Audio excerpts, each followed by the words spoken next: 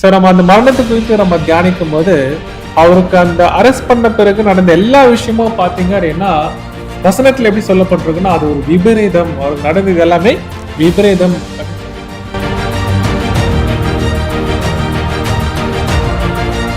So முக்கியமாக நம்ம பார்க்கும்போது அந்த அரெஸ்ட் பண்ணி எங்கெல்லாம் கூட்டிட்டு போயிருப்பாங்க அதோட சீக்வன்ஸை நம்ம பார்க்கும்போது ஃபர்ஸ்ட் அண்ணா கிட்ட, அதை தொடர்ந்து காயபா கிட்ட வந்து கூட்டிட்டு போயிருப்பாங்க. அதுக்கப்புறமா நியாயசபை,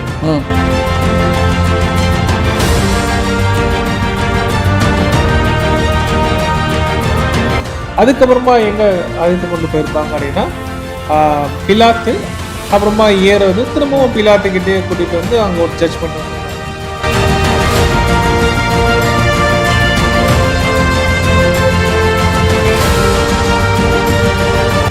எதுக்காக அவங்க அண்ணா கிட்ட காய்பா கிட்ட கூப்பிட்டு போனாங்க, அதுவும் அவங்க அதை கூப்பிட்டு போன அந்த ஒரு இன்சிடென்ட்டுக்கு பின்னாடி இருக்கிற ஒரு இன்ஜஸ்டிஸ் என்ன, ஒரு அநியாயமான ஒரு விஷயம் என்ன அப்படின்றத பார்க்கும்பொழுது அவர் வந்து 1 வீக்குக்கு பிஃபோர் நடக்கிற ஒரு இன்சிடென்ட், ஆலயத்துக்கு முன்னாடி ஒரு விஷயம் பண்ணுறாரு. என்ன பண்ணுறாரு?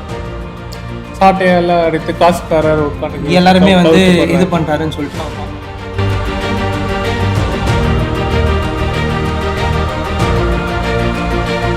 சரி. இப்போ ஃபர்ஸ்ட் கேள்விக்கு என்ன வருதுன்னா, அண்ணா ஒரு ஹை பிரீஸ்டா? இல்லை. அவருக்கு டைரக்ட் அத்தாரிட்டி இருக்கா இந்த ஒரு அக்யூசியேஷனை ஹேண்டில் பண்றது? கிடையவே கிடையாது. ஆனா அவங்க யாருக்கிட்ட ஃபர்ஸ்ட் கூப்பிட்டு போறாங்க? அண்ணா. அவர் யாருன்னா ஃபார்மர் பிரசிடென்ட் சொல்றோம், எக்ஸ் பிரசிடென்ட் சொல்றோம்ல, அந்த மாதிரி அவர் ஃபார்மர் ஹை பிரீஸ்டா இருந்திருக்காரே தவிர்த்து அவருக்கு ஆன் ரோல்ல அங்க என்ன கிடையாதுன்னா பவர் கிடையவே கிடையாது, காய்பாக தான் இருக்கு. ஆனா முதலே இவங்க என்ன பண்றாங்கன்னா அண்ணா கிட்ட கூப்பிட்டு போறாங்க.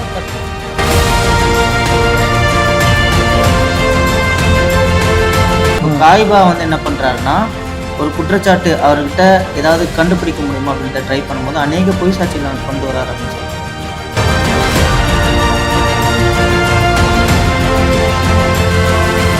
பாருங்க, இயேசு கிறிஸ்து ஜனங்களுக்காக மரிப்பான்னு சொல்லிட்டு ஒரு தீர்க்கதரிசனமே சொல்லியிருக்காரு.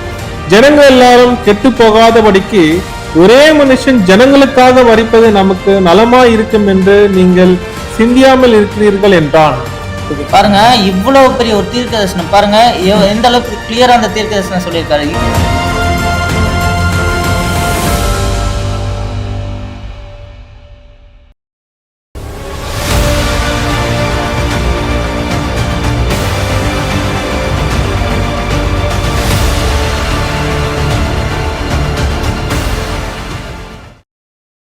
கிறிஸ்து இயேசுவுக்குள் மிகவும் அன்பாய் அழைக்கப்பட்ட அன்புக்குரிய சகோதர சகோதரிகளுக்கு உங்கள் யாருக்கும் நம்முடைய ஆண்டவராக இயேசு கிறிஸ்து நாமத்தினாலே அன்பின் வாழ்த்துக்களை தெரிவித்துக் கொள்கிறோம். இந்த நாள்ல கூட நம்ம என்ன பண்ணலாம் அப்படின்னா அந்த மரணத்துக்கு உண்டான காரியத்தை நம்ம பார்க்கலாம். வாங்க நிகழ்ச்சிக்குள்ள நம்ம போகலாம். இதை அவன் சுயமாய் சொல்லாமல் அந்த வருஷத்து பிரதான ஆசிரியன் ஆனபடியினாலே இயேசு யூத ஜனங்களுக்காக மரிக்கப் போகிறார் என்றும், அந்த ஜனங்களுக்காக மாத்திரமல்ல சிதறி இருக்கிற தேவனுடைய பிள்ளைகள் ஒன்றாக சேர்க்குதற்காகவும் மரிக்கப் போகிறார் என்றும் தீர்க்க தரிசனமாய் சொன்னான். பாருங்க, இவ்வளவு பெரிய ஒரு தீர்க்க தரிசனம் பாருங்க, எந்த அளவுக்கு கிளியரா அந்த தீர்க்க தரிசனம் சொல்லியிருக்காரு. யூத ஜனங்களுக்காக மட்டும் இல்ல, சிதறி இருக்கக்கூடிய எல்லா தேவனுடைய பிள்ளைகளுக்காகவும் இயேசு கிறிஸ்து மரிக்க போறான்ற தீர்க்க தரிசனத்தை சொல்றாரு. அப்ப எப்படி தேவன் இப்படிப்பட்ட ஒரு மனுஷனை இவ்வளவு பெரிய ஒரு தீர்க்க தரிசனம் சொல்றதுக்கு பயன்படுத்திருப்பான்னு சொல்லி பார்க்கும்போது சிம்பிளா நம்ம புரிஞ்சுக்கலாம். பழைய ஏற்பாட்டில் எப்படி தேவன் அந்த கழுதையை வச்சு பீலையாம அங்கே எச்சரித்தாரோ அதே போலதான் இங்க புதிய ஏற்பாட்டில் காய்பாவை ஒரு கருவியை என்ன பண்ணியிருக்காருன்னா தேவன் பயன்படுத்தியிருக்காரு அப்படின்னு பார்க்குறோம். ஸோ இந்த சம்பவங்கள் நடந்ததுக்கு அப்புறமா அந்த நாள்லேருந்து இயேசு கிறிஸ்து லாசருவை உயிர்த்தெழுப்பின நாள்லேருந்து காய்பா தனியாகவே என்ன பண்ண ஆரம்பிக்கிறான்னா இயேசு கிறிஸ்துவை கொலை செய்யறதுக்கு பிளான் போட ஆரம்பிக்கிறான்னு சொல்லி பார்க்குறோம். வாசிக்கலாம், 53ஆம் வசனம் வாசிக்கலாம். யோவான் 11ஆம் அதிகாரம் 53ஆம் வசனம். அந்நாள் முதல் அவரை கொலை செய்யும்படிக்கு ஆலோசனை பண்ணினார்கள். ஸோ எப்படி கொலை செய்ய ஆலோசனை பண்ணிடுறாங்க? இப்போ இயேசு கிறிஸ்து அந்த நீசான் மாதம் 14ஆம் தேதியினுடைய அந்த ஆரம்ப சாயங்கால பகுதியில் அந்த பஸ்காவை புசிக்க மேல் விட்டு ஆயத்தம் பண்ணுறார் இல்லையா? ஸோ அந்த நாளினுடைய துவக்க பகுதியில் காலையில் என்ன நடக்குதுன்னா இந்த ஆசாரியர்கள், பிரதான ஆசாரியர்கள், வேதப்பாரர்கள் எல்லாமே கூடி இயேசு கிறிஸ்துவை கொலை செய்ய பிளான் பண்ணுறாங்க. அதில் யூதாஸ் காரியத்தை கூப்பிட்டு என்ன பண்ணுறாங்கன்னா ஒரு டீல் பேசுகிறாங்க, எவ்வளோ விலைக்கு அவளை காட்டி கொடுப்போம் அப்படின்றதையும். ஸோ இந்த காரியம் எல்லாமே அந்த டைமில் நடக்குது அப்படின்றத பார்க்குறோம். அதையும் வாசிக்கலாம் பாருங்கள். மத்திய 26ஆம் அதிகாரத்தில் 3ஆம் வசனத்துலேருந்து வாசிங்க. மத்திய 26ஆம் அதிகாரம் 3ஆம் வசனம் முதல். அப்போது பிரதான ஆசாரியரும் வேதபாரகரும் ஜனத்தின் மூப்பரும் காய்பா எண்ணப்பட்ட பிரதான ஆசாரியனுடைய அரண்மனையிலே கூடி வந்து இயேசுவை தந்திரமாய் பிடித்து கொலை செய்யும்படி ஆலோசனை பண்ணினார்கள். ஆகிலும் ஜனங்களுக்குள்ளே கலகம் உண்டாகாதபடிக்கு பண்டிகையிலே அப்படி செய்யலாகாது என்றார்கள். போதும் bro. பாருங்க எவ்வளவு கிளியரா முன்னாடியே பிளான் பண்ணிட்டாங்க. இப்போ இயேசு கிறிஸ்துவ நைட்டு தான் அரெஸ்ட் பண்ணோம் அப்படின்றத இங்க என்ன பிளான் பண்ணிட்டாங்க.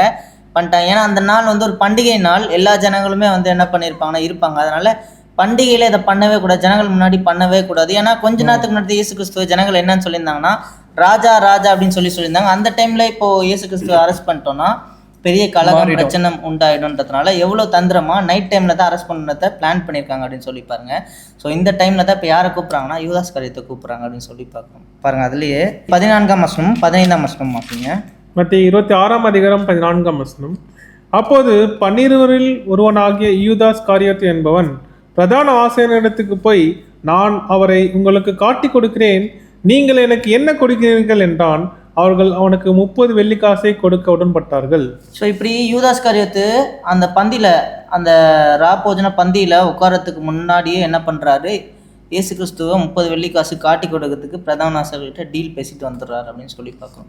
ஸோ இப்படி எல்லாமே கிளியராக இந்த காய்பா என்ன பண்ணுறாரு, இயேசு கிறிஸ்துவை கொலை செய்கிறதுக்கு கரெக்டாக பிளான் போட்டு இங்கே என்ன பண்ணுறாரு, தன் இடத்துல கொண்டு வந்துட்டாரு. ஸோ இப்போவுமே என்னன்னா இயேசு கிறிஸ்துவை கூட்டிகிட்டு வந்து தான் இங்கே என்ன பண்ணுறாரு, அவருக்கு விரோதமாக பொய் சாட்சிகளை தேர்றாரு அப்படின்னு சொல்லி பார்க்கலாம்.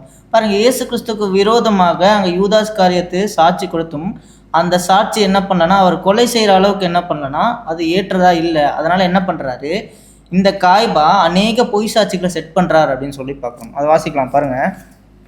மத்திய 26ஆம் அதிகாரம் 59ஆம் வசனத்திலிருந்து வாசிங்க. மத்திய 26ஆம் அதிகாரம் 59ஆம் வசனம் முதல். பிரதான ஆசாரியரும் மூப்பரும் சங்கத்தார் யாவரும் இயேசுவை கொலை செய்யும்படி அவருக்கு விரோதமாய் பொய் சாட்சி தேடினார்கள். ஒருவரும் அகப்படவில்லை. அநேகர் வந்து பொய் சாட்சி சொல்லியும் அவர்கள் சாட்சி ஒவ்வவில்லை. கடைசியிலே 2 பொய் சாட்சிகள் வந்து தேவனுடைய ஆலயத்தை இடித்து போடவும் 3 நாளைக்குள்ளே அதை கட்டவும் என்னால் ஆகும் என்று இவன் சொன்னான் என்றார்கள். அப்போது பிரதான ஆசிரியர் எழுந்திருந்து அவரை நோக்கி, இவர்கள் உனக்கு விரோதமாய் சாட்சி சொல்கிறதை குறித்து நீ ஒன்றும் சொல்லுகிறது இல்லையா என்றான். பாருங்க இது எல்லாமே நம்ம ஏன் முன்னாடியே இங்க ஒரு ட்ரையல் பார்க்குறாரு, ஒரு அநியாயமான ஒரு ட்ரையல் பார்க்குறாரு அப்படின்னு சொல்லி பார்க்கும்போது இங்க காய்பாவும் சரி அண்ணாவும் சரி இயேசு கிறிஸ்து என்ன மறு உத்தரவு கொடுக்குறாங்க அப்படின்றத அழகாக பரிசோதனை பண்ணுறாங்க அப்படின்னு சொல்லி பார்க்குறோம். ஸோ இந்த பரிசோதனை இங்கே பண்ணிட்டு தான் இவர்களை கரெக்டாக எங்கே கொண்டு போகிறாருன்னா இயேசு கிறிஸ்துவை நியாய சங்கத்தில் கொண்டு போகிறாங்க அப்படின்னு சொல்லி பார்க்குறோம். அப்போ இங்கே அநேக பொய் சாட்சிகளை கொண்டு வந்தாங்க, அந்த சாட்சிகளை ஓவில்லை. கடைசியாக 2 பொய் சாட்சியை கொண்டு வந்து இயேசு கிறிஸ்து சொன்ன அந்த விஷயத்தையே சொல்கிறாங்க, தேவாலயத்தை இழுத்து போடுவேன்னு சொல்கிறாங்க. ஆனால் அது வந்து இயேசு கிறிஸ்து தேவாலயத்தை இழுத்து போடுவேன்னு சொன்னது தம்முடைய சரீரமாகிய அந்த ஆலயத்தை தான் சொன்னார் அப்படின்னு தான் பார்க்குறோம். அப்போ அது வந்து ஒரு மிகப்பெரிய பொய் சாட்சி. அந்த பொய் சாட்சியை சொன்ன உடனேவே இங்கே காய்பா என்ன பண்ணுறாரு, இயேசு கிறிஸ்துவை பார்த்துட்டு இவங்க சொல்கிறாங்களே அது கரெக்டானு சொல்லும் போது அந்த இடத்துல இயேசு கிறிஸ்து என்ன பண்ணலன்னா எதுவுமே பேசலை. ஆனால் இப்போ காய்பா என்ன பண்ணுறாரு, கரெக்டாக எந்த கேள்வியை கேட்டால் இயேசு கிறிஸ்து பதில் சொல்லுவாரோ அந்த கேள்வியை கரெக்டாக கேட்குறாரு. அதை வாசிக்கலாம் பாருங்க. 63ஆம் வசனத்துலேருந்து வாசிங்க. மத்திய 26ஆம் அதிகாரம் 63ஆம் வசனம். இயேசுவோ பேசாமல் இருந்தார். அப்போது பிரதான ஆசாரியன் அவரை நோக்கி, நீ தேவனுடைய குமாரனாகிய கிறிஸ்து தானா? அது எங்களுக்கு சொல்லும்படி ஜீவனுள்ள தேவன் பேரில் உன்னை ஆணையிட்டு கேட்கிறேன் என்றார். அதற்கு இயேசு, நீ சொன்னபடிதான், அன்றியும் மனுஷகுமாரன் சர்வ வல்லவருடைய வலது பார்சத்தில் வீடு இருப்பதையும் வானத்தின் மேகங்கள் மேல் வருவதையும் இது முதல் காண்பீர்கள் என்று உங்களுக்கு சொல்லுகிறேன் என்றார். இப்படி சொன்ன உடனே இப்போ அந்த பிரதான ஆசிரியர் என்ன பண்ணுவான்னா வஸ்திரத்தை கிழித்து கொண்டு தேவதூஷணம் சொன்ன அப்படின்னு சொல்லி இவருக்கு விரோதமா என்ன பண்ண ஆரம்பிச்சிச்சுன்னா சாட்சிகள் அகப்பட ஆரம்பிச்சிச்சு. இவரை நியாய சங்கத்துக்கு கூட்டு போகலான்னு சொல்றான்னு பார்க்கணும்.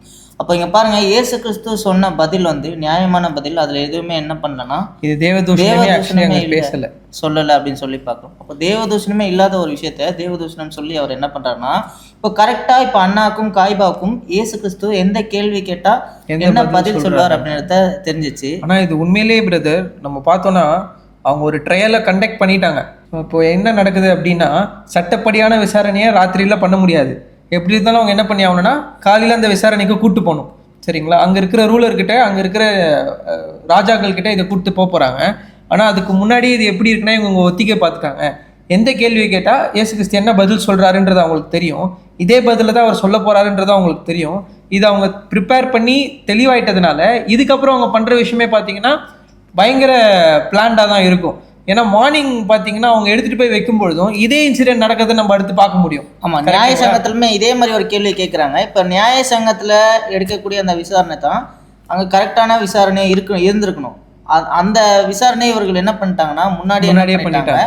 இந்த விபரீதமான செயலை என்ன பண்ணிட்டாங்க, முன்னாடியே செய்துட்டாங்க அப்படின்னு சொல்லி பார்க்கணும். நம்ம இதை இன்னும் தெளிவாக பார்த்துடலாம் பிரதர். ஏன்னா நியாய சங்கத்தில் என்ன நடந்ததுன்ற ஒரு இன்சிடெண்ட்டை பார்த்துட்டாலுமே நம்மளுக்கு என்ன தெரியும்னா இது ரொம்ப ப்ராப்பராக பார்த்துட முடியும். கரெக்டாக அதையும் படிக்கலாம் பாருங்கள். லூக்கா 22ஆம் அதிகாரத்தில் 66ஆம் வசனத்துலேருந்து 71ஆம் வசனம் வரைக்கும் படிக்கும் பிரதர். லூக்கா 22ஆம் அதிகாரம் 66ஆம் வசனம் முதல். விடிய காலம் ஆனபோது ஜனத்தின் மூப்பரும் பிரதான ஆசிரியரும் வேத பாரகரும் கூடி வந்து.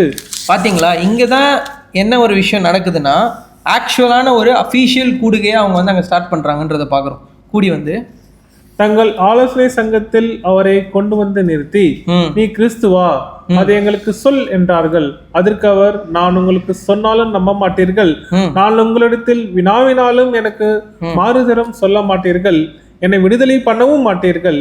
இது முதல் மனுஷகுமாரன் சர்வ வல்லமையுள்ள தேவனுடைய வலது பார்சத்தில் வீட்டிருப்பார் என்றார். அதற்கு அவர்கள் எல்லாரும், அப்படியானால் நீ தேவனுடைய குமாரனா என்று கேட்டார்கள்.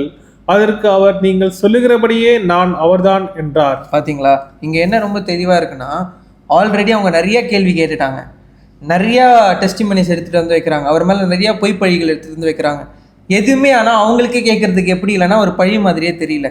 கடைசியில் அவங்களுக்கு ஒரு பயங்கரமான காரணம் மாட்டிருச்சு. என்னன்னா தேவனுடைய குமாரன் இவர் அப்படின்னு சொல்லி இவர் தேவதூஷணம் பேசுகிறாரு அப்படின்ற ஒரு பயங்கரமான காரணம் மாட்டிருச்சு.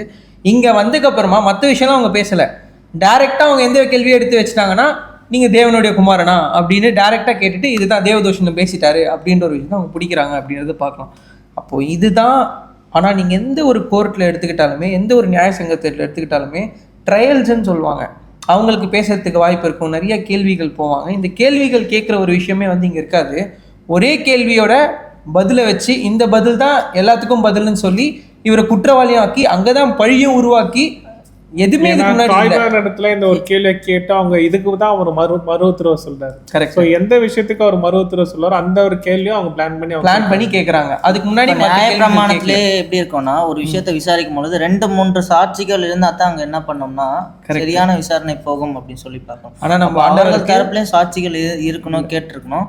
இது எதுவுமே இல்லாம இங்க அநியாயமா என்ன பண்ணிருக்காங்கன்னா இந்த விஷயத்தையுமே செய்திருக்காங்க. இதுதான் சகோதரர் சொன்னார்ல, எபிரேயர் 12ஆம் அதிகாரம் 3ஆம் வசனத்துல நம்ம பார்த்தோம் பார்த்தீங்களா, பாவிகளால் நடந்த விபரீதம் சொல்லிட்டு எபிரேயர் 12ஆம் அதிகாரம் 3ஆம் வசனத்துல பார்த்தோம்ல. இதுதான் அந்த ஒரு விபரீதம்ன்றதை நம்ம பார்க்குறோம். இது இன்னும் முடியல. இப்போதைக்கு நம்ம என்ன பார்த்துருக்கோம்னா 3 விசாரணை தான் பார்த்துருக்கோம். இது எல்லாமே ரிலீஜியஸ் ஆனது, மத சார்பா. ஆமா, இதுக்கப்புறமா நடக்கிற ஒரு விசாரணை தான் என்ன அப்படின்னு பார்த்தீங்கன்னா பொலிட்டிக்கல். சரிங்களா, பொலிட்டிக்கலான ஒரு விசாரணையை வந்து அவங்க பண்றாங்க. ராஜாக்கள் கிட்ட எடுத்துட்டு போறாங்க, அங்க இருக்கிற அரசாளுறவங்க கிட்ட கூப்பிட்டு போறாங்க. அங்க இன்னும் என்ன அநியாயமான விஷயங்கள் நடந்திருக்குன்றதையும் நம்ம பார்க்கலாம். சரிங்களா, அன்புக்குரிய சகோதர சகோதரிகளே, இது வரைக்கும் நம்ம எதை குறித்து நம்ம தியானித்தோம்னா மதம் சார்ந்த விசாரணையில நம்ம ஆண்டவராக இயேசு கிறிஸ்துக்கு நடந்த அந்த ஒரு கொடுமையை குறித்து நம்ம தியானித்தோம். அதைத்தான் வசனத்துல எப்படி சொல்லப்பட்டிருக்கு அப்படின்னா பாவிகளால் நடந்த விபரீதங்கள். ஸோ எவ்வளவு வந்து அநியாயமா வந்து நம்ம மாணவருக்கு நடந்துச்சு என்று நம்ம பார்த்தோம். இதோட தொடர்ச்சியை நம்ம என்ன பண்ணலாம் அப்படின்னா நம்ம அடுத்த வாரம் தியானிக்கலாம். பொறுமையை கேட்டவங்களை தேவன் தாமே ஆசீர்வதிப்பாராக. ஆமென்.